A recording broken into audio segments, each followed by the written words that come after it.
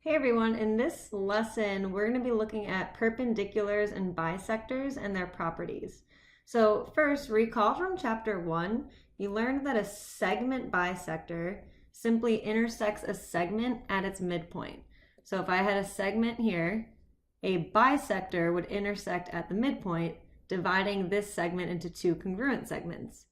So now we're going to look at a segment, ray, line, or plane that is perpendicular to a segment at its midpoint, and that's a specific type of bisector called a perpendicular bisector.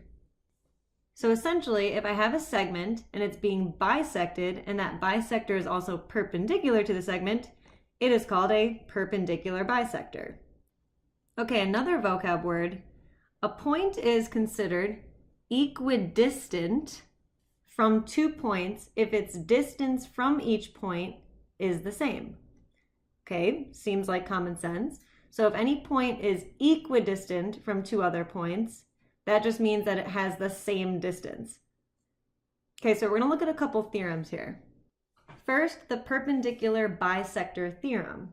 So this theorem states if a point is on the perpendicular bisector of a segment, then it is equidistant from the endpoints of the segment.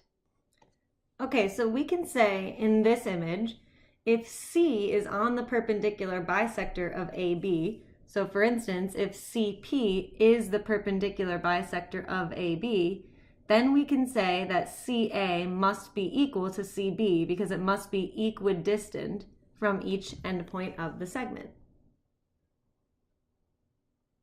Okay, so the perpendicular bisector converse just states the converse of that.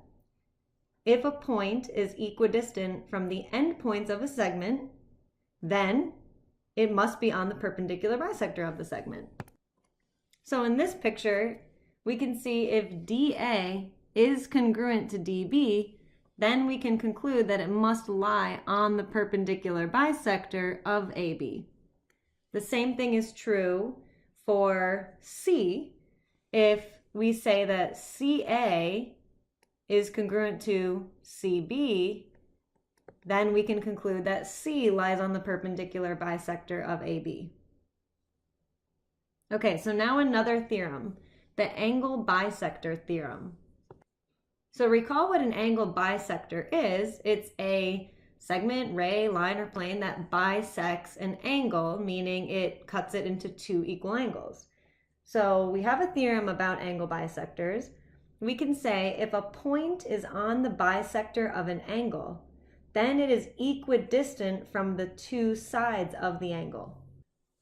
So before we talk about the diagram and an example of this, we need to define what the distance is from a point to a side or to a segment or to a line. So we're going to formally define this by saying the distance from a point to a line is defined as the length of the perpendicular segment from the point to the line.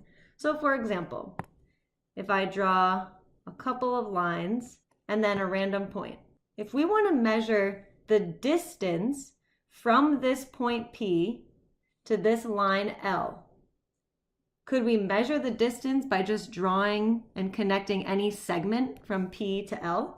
No. Specifically, the distance from P to line L has to be the segment that is perpendicular to line L. So this segment here, let's say it measures 3. We would say the distance from point P to line L is 3.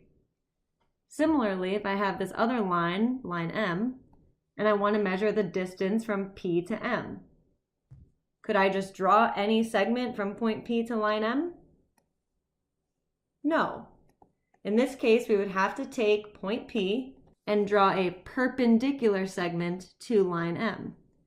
So this would represent the length or the distance from point P to M. So suppose that length is 2. That represents the distance from a point to a line. So going back to our angle bisector theorem, in this diagram, suppose we have angle BAC, and then we have an angle bisector AD.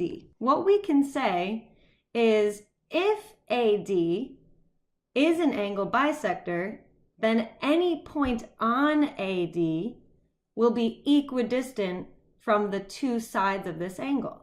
So any point, let's say choose another point on AD, and I call it point E. That means point E will be perfectly equidistant from both AB and AC.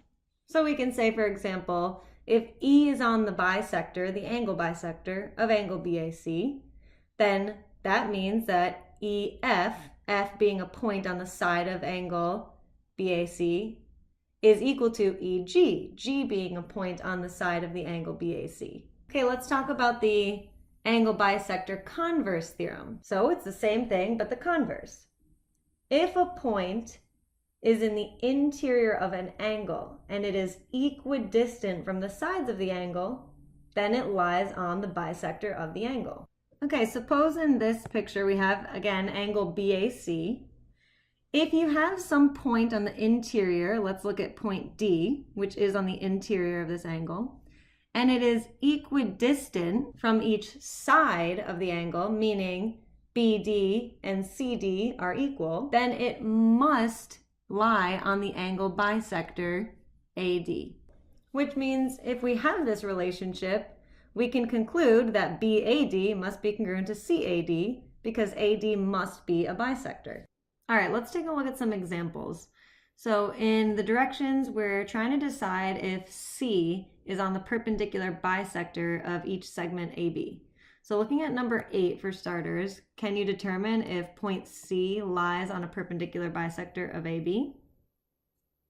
The answer is no, because in this case, CA is not the same length as CB, which means C is not equidistant from the endpoints, which means it does not lie on the perpendicular bisector. Okay, take a look at number 9. Does C lie on the perpendicular bisector of segment AB? Again, the answer here is no. It doesn't indicate that CB is the same length as CA. Well, it clearly isn't here, but it's not indicated either, so we cannot say that C is on the perpendicular bisector of AB. Also, does this look like it's a perpendicular intersection? No. So number 10, do you think C lies on the perpendicular bisector of AB? Okay, this is getting a little boring. Again, the answer is no. It does not indicate that CA and CB have the same length. So we don't know that CA is equidistant from CB. Okay, moving on to 11 through 13.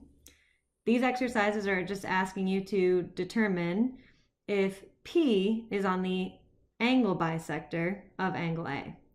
So starting with number 11, can we conclude that P lies on the angle bisector of angle A? The answer is no, because this distance from P to this side is 4, and the distance from P to this side is 3. Those would have to be the same distance in order to conclude that P is on the angle bisector. Okay, take a look at number 12. Is P on the angle bisector of angle A? Okay, the answer here is no, and you might have been tricked, but this distance from P to this side is 7. Now, this distance here is not indicated to be the perpendicular distance, so we actually can't conclude that the true perpendicular distance is 7 or not, because they don't indicate that it's the perpendicular segment. So the answer here is no, there's not enough information. Okay, lastly, number 13. Is P on the angle bisector of angle A? For the same reason as number 12, the answer is no. Even though it demonstrates that this segment has a length of 8 and this segment has a length of 8, those do not represent the distances from point P to the sides. Because remember, it has to be the perpendicular distance. So these would have to be perpendicular distances in order to actually represent the length from the point to the side. Okay, so there you have it. That is lesson 5.1, perpendiculars and bisectors. Thanks for watching. I hope you enjoyed.